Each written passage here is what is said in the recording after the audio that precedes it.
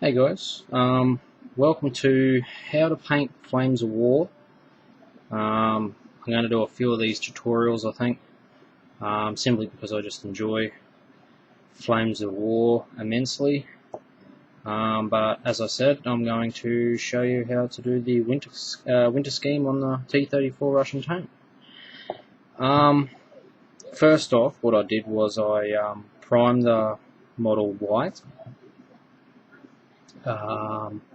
Then I got a piece of card and I stuck it into the tracks here.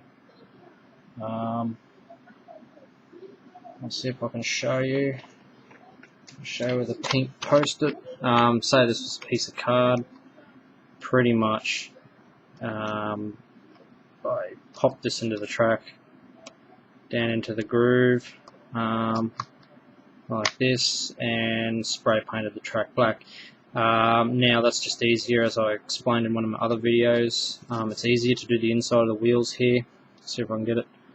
The hub, as you can see there, it's easier to do that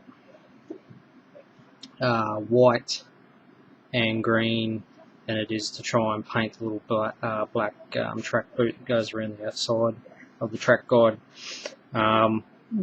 Ideally, it's best to paint these tracks when they're not on the figure. It's a hell of a lot easier. But for this tutorial, this will do fine. 95% of the times I actually don't paint the tank with the track on. I paint them separate. You just get a better finish. Okay, so first off, I think we'll start with the turret, since it's the easiest. Now, Russians used primarily what was called in the model color. It's called Russian green. They use like a very dark greens and drabby greens and stuff like that for their camo. Well, basically, most of their tanks weren't actually camoed at all. It was just a very straightforward green color. Now, this winter scheme come about, especially in Kursk. Basically, heavy snowfall, green tanks, white snow. Kind of can see them from a long way off. So they basically got just any old random white paint, house paints, you name it, whatever they could find, and they pretty much watered it down and splashed it on their tanks. That's pretty much how they come up with the this color scheme. But the thing was with this color scheme, it wore off very easily. Crew scrambling into the turret to get into the tank, especially down here when the drive used to pop in. All these colours would wear off just from wear and tear of the crew. So first off, what we'll do, as I explained to you once before in another one, that this is white undercoat, black track undercoat. Then I've basically washed the tank in what I call a grey wash, which is like if you're a Games Workshop, it's Bedard black, pretty much well watered down. Flames of War people, black shade, and it's watered right down, and you use mediums to try and counteract some of the watermarks. Sometimes there's still watermarks that come there, but it sure as well does the trick pretty good. Now, Flames of War people, you'll know when you get your blister, you'll get a sponge. Pretty much protects the model in transport. It comes within the blister box set or whatever. It's basically packed on top. Don't throw this away. This is what I use for my sponging effect on the winter camo. What I'll do, I'll just rip it, just so it's basically down. I want to use this nice sharp corner, factory corner. So what I'm going to do, I can just get this into shot, this piece here. Okay. What I'll do, I just put a few drops of the Russian green into the mixing tray. I don't want to mix any waters or anything like that. I want to keep it quite straight. These paints are fairly liquidy. They're not they're not as thick as Games Workshop paints, but some do and some don't. I find some of the ones that I've been using have been pretty good of late. So what we do here, we just dip our sponge, the corner of the sponge, to soak up some of that paint. Now I'm just going to, on the paper, just anywhere on the paper, I'm just going to sponge around until I get what I like.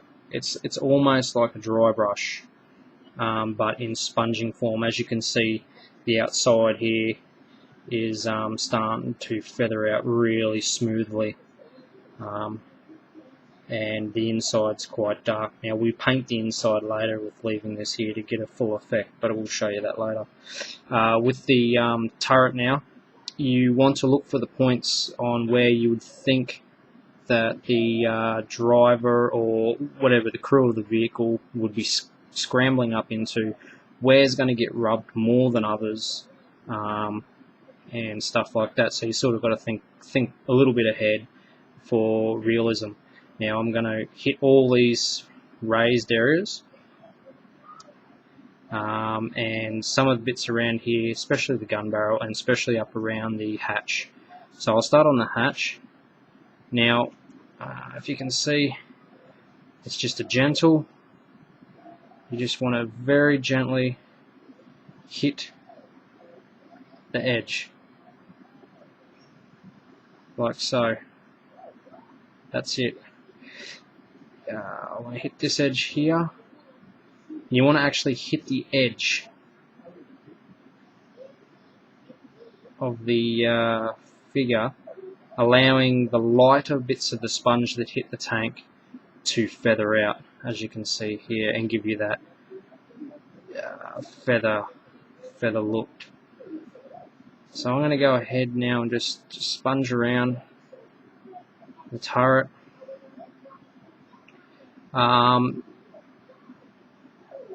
The effect is entirely up to you.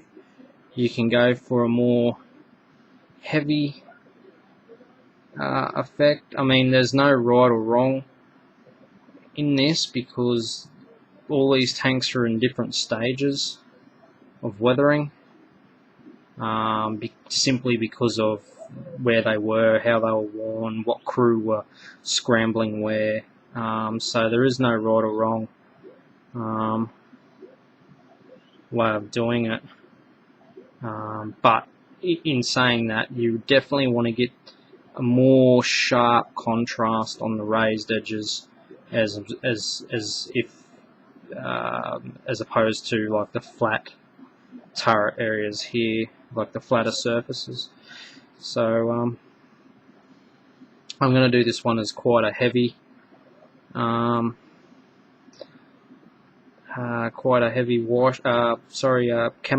worn pattern, simply because my other tanks are. I've sort of done it so my tanks have seen a lot of battle. That's pretty much the way I've been running it. So, and that's pretty much it for that. Now I'll just put the sponge away and I'll grab a nice soft brush. I should do a little thing on brushes at some point as well, because brushes are very important. If your brush has got a hook tip or something like that, you're going to do a lot more damage to your model, or to, not so much damage, I should say, to the paint job that you've already done to the model. You're going to because it's such a fine scale, you really need good quality brushes.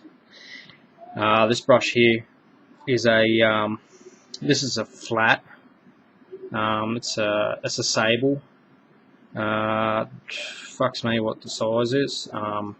Why I'm using it is because this isn't precise what I'm doing here now. This is just more, it's giving it that sharper contrast. So after I've done the sponging, you can see in the middle here it's quite patchy.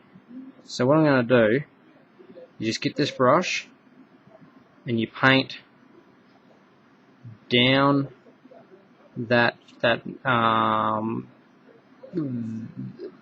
edge or the angled edge there, and you fill it in pretty much all those little white areas that are showing through from the sponging, allowing this bits of sponge around here to keep feathered. You don't want to fill that in, it's just the sharp edges.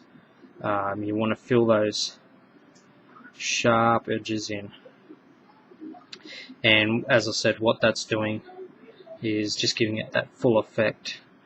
In this instance here, I'll leave that little middle section there, and I'll just grab this corner here, and I'll grab along there, and I'll grab that corner up the top there. Now what that should do, it's going to give that effect of in the middle there. It's sort of it's starting to wear but hasn't quite worn. You just want to hit this edge. I want to leave some of that nice speckly feathered edge. Same with this bit here. That's actually blended in quite nice. As you can see here, there's a little bit of white showing through. We're just going to block that in, and that's just going to give us that full finish. Get around the edges of the turret, or I should say the hatch, and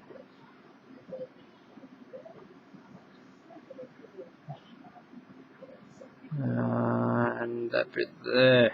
Sorry guys, lost my train of thought there, I was concentrating. And that gives us pretty much the very first base coat, you may as well say, of the weathered tank.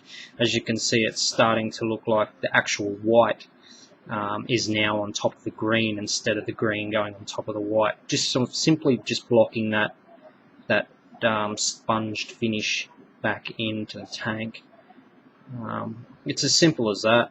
No hairspray technique or any of that sort of rot. It has its place. Hairspray techniques and salt and toothpaste and fucking Vegemite and all that sort of shit. It all has its place. For Flames of War figures, 1:100 scale, not so much so. I don't believe, I honestly believe that it doesn't give a nice finish at all. It's these models, they're not cheap. They cost money, so it's best to spend the time and get the finish that you're after. If it takes you 6 months to finish an army, it takes you a year to finish an army, who gives a fuck, as long as you're happy with the end product and you're taking the time and care to get the paint job that you're after. I'm sure there's probably other techniques in doing this. There might be a way of doing white over green, but I simply can't see how that would work because of the sheer amount of white in it. But that's the way I do them. I think they come out looking good. I'm happy with the way they look. If you guys are happy, then tune in to part 2 and I'll continue down the rest of the tank.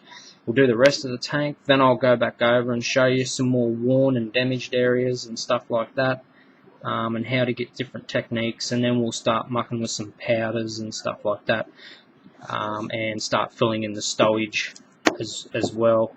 There's lots of stowage on these, so it'd be good to, once you get up a couple of different colours on these tanks, they really start popping and looking really good. Okay guys, cheers for that. Tune in for part 2. I'll probably start making that next week. I'll just do one vid a week. I'll go into a little bit of detail on what I do and try and help out as much as my knowledge allows me to help and give you guys some ideas and different techniques that I use. Okay guys, cheers.